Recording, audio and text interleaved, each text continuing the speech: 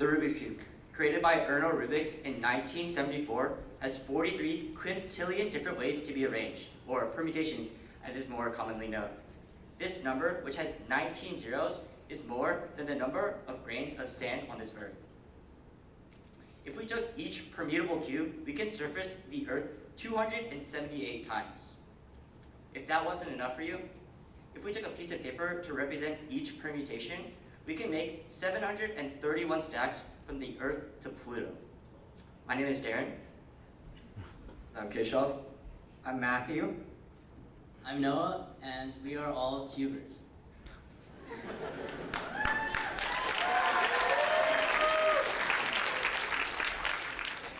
So we all picked up cubing at different ages and different times. Personally, I picked it up in, I'd say, elementary school. I think I saw it at a friend's house, just looked at it, and it intrigued me. It was just some puzzle that I didn't know how to solve. He had it, he didn't know how to solve, so he couldn't teach me, and it bothered me.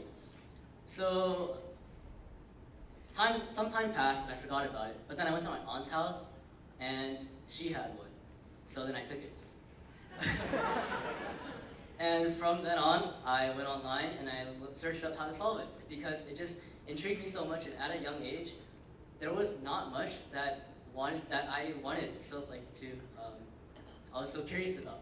And it was interesting because the Rubik's Cube sort of caught my attention on that, and that was a rare thing for me.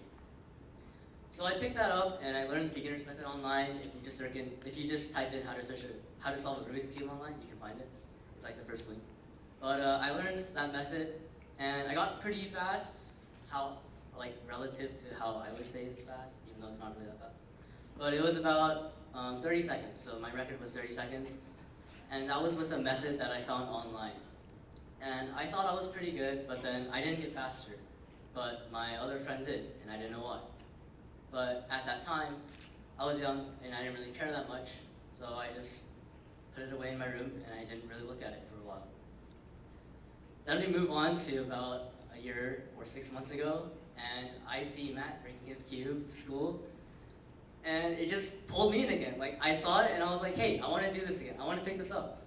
And there was this method called CFOB, and this method was solving the cross, solving the first two layers, solving or orienting the last layer, and then permuting the last layer.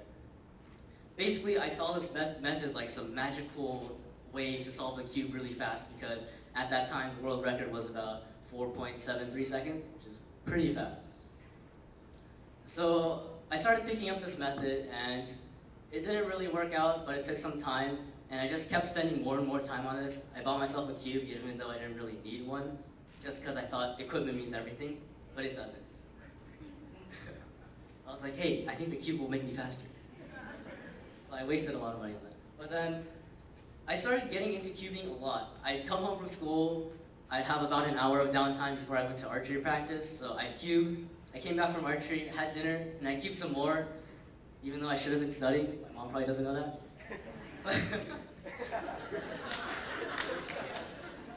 But yeah, I spent maybe a few hours a day, just through the week, just sitting at my chair, doing solves on my computer, hundreds of solves a day, and I don't know why it pulled me in, but it just did. And I think that was really incredible.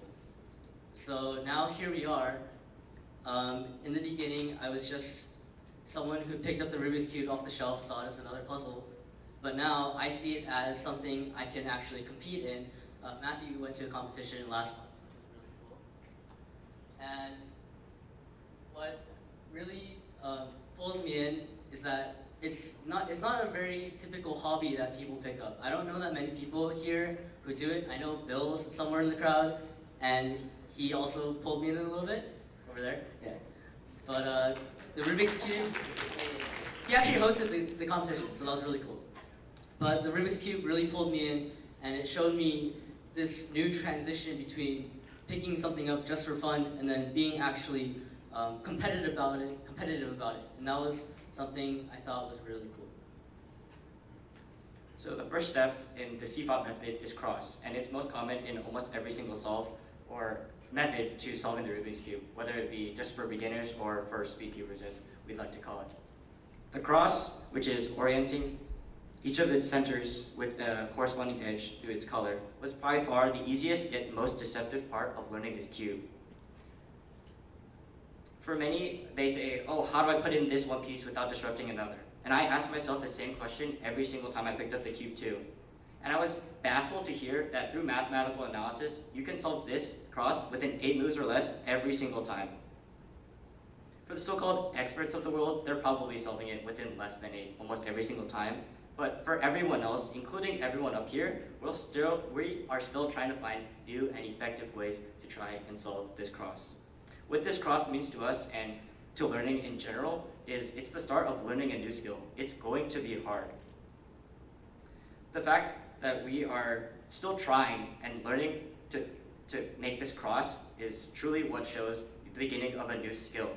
It sets a firm foundation for learning the cube. If you can get a good cross, then you can set up the rest of your cube very quickly.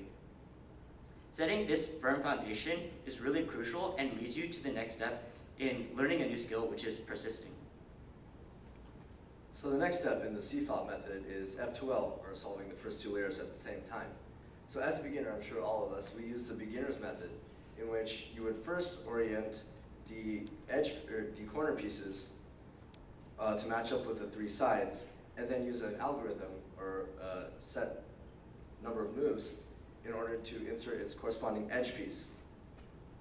Sure, I got to around 45 seconds with this, and I thought it was really cool because I could solve the Rubik's Cube in like 45 seconds. Whoa.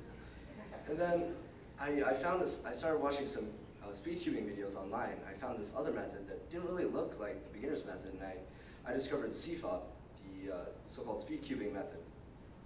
And in this, the F2L, the first 2 layers, can be solved by aligning the edge piece with its corresponding corner and inserting that into its slot here. So now you see this slot is solved, which is a much faster way.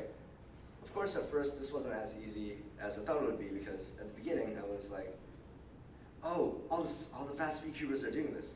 If I do this, it must be under 10 seconds. No. So it took me a really long time to realize this, because as I started using F2L, as I started using CFOP, my time slowed down twice as slow as they were before, and I got really discouraged. So over the summer, fortunately I had a few weeks to myself, I sat down in my room and I started practicing and practicing and practicing, determined to get faster. And it's definitely a learning curve, because at a certain point, you start progressing so much that you feel like, oh my, you're getting so much better, but then I hit a wall and I couldn't get faster than what I was before.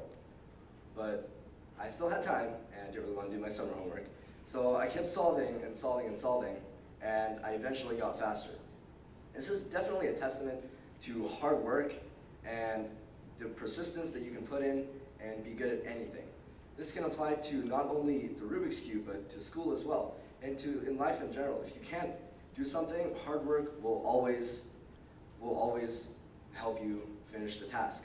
So after I learned how to do F2L to a reasonable degree, I realized that I had to learn some algorithms in order to become faster in my time. So the next part of solving a Rubik's Cube, you usually just solve the top layer, which is called orienting it, and like this whole thing will turn into yellow, basically. I'll do that really quick. So that took like a couple moves, right? And so that part is one of the biggest transitions from being this novice and knowing F2L to being able to execute an algorithm that you might not even know how to read the first time. This is the halfway point. It's halfway, not in terms of solving the cube, but in terms of my work. Many times we stop halfway, but we never look back at what we do. We never look at the successes and failures of what we have done. And this overall, it just is detrimental to our future. And so this part, what you need to do is you need to be able to look behind and see all of your mistakes and all of your successes in order to look ahead. Finally, it's a nice working good. Finally, we have PLL, which stands for permuting the last layer. So as we saw what Matt did before, he basically solved the yellow top. And we have 2 layers that are solved, the bottom is solved, and the top is solved. But we have this one layer that's still unsolved. And I could just like put this down right now, and then you guys will all be disappointed because you want me to solve it. But I'm actually gonna wait off on that, so you guys are gonna have to wait. PLO is like the last sprint when you're doing something. You know, you have to put that last effort of energy in order to finish. I know we have some swim in the front here, and you know, when they're doing races, they have to put in that last effort to finish their race, or else all of the work they did before is not gonna turn into anything. This last sprint is what we need in order to push forward through our difficulties and to persist and finish what we started. Because what's the point of doing something if you're not gonna follow through with it, if you're not gonna finish it, and you just end up leaving it on your desk again and just let it sit overnight and collect dust? So this PLO is like finishing what you started, and I think this is really important, and I'm emphasizing this, because this is what helps us get to where we want to be.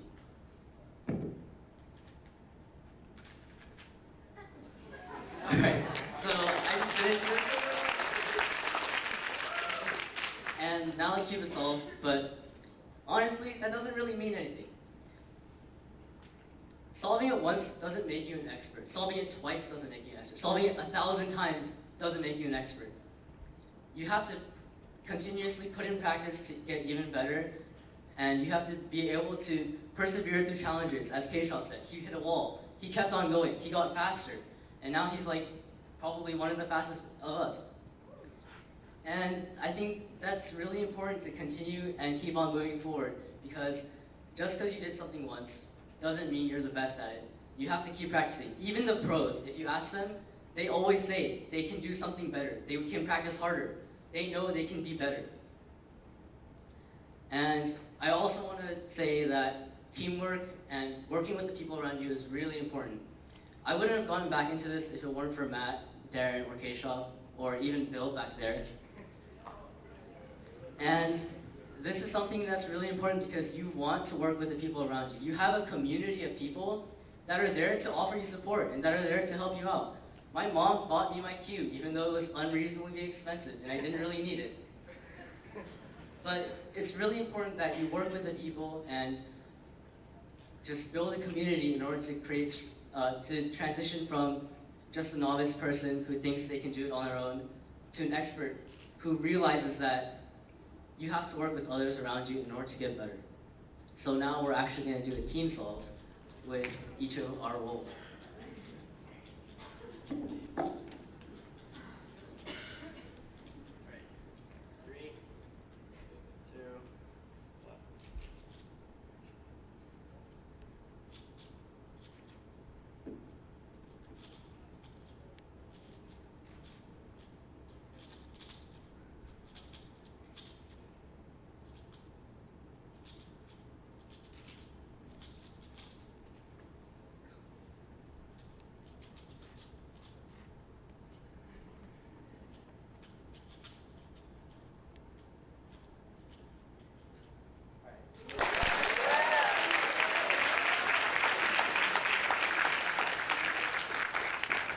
So by building a firm foundation And practicing and practicing and persevering through the difficult times. Looking back at all of your successes and mistakes. And putting your best effort into the last sprint. These are all characteristics of someone who transitions from a novice to an expert and someone who knows that they can succeed. And regardless of all these, or despite all these problems we face in life, sometimes you can recognize that all these challenges that we perceive as extremely hard, like taking derivatives as Herd I said, can be much more simple than you think it is, just like solving the Rubik's Cube.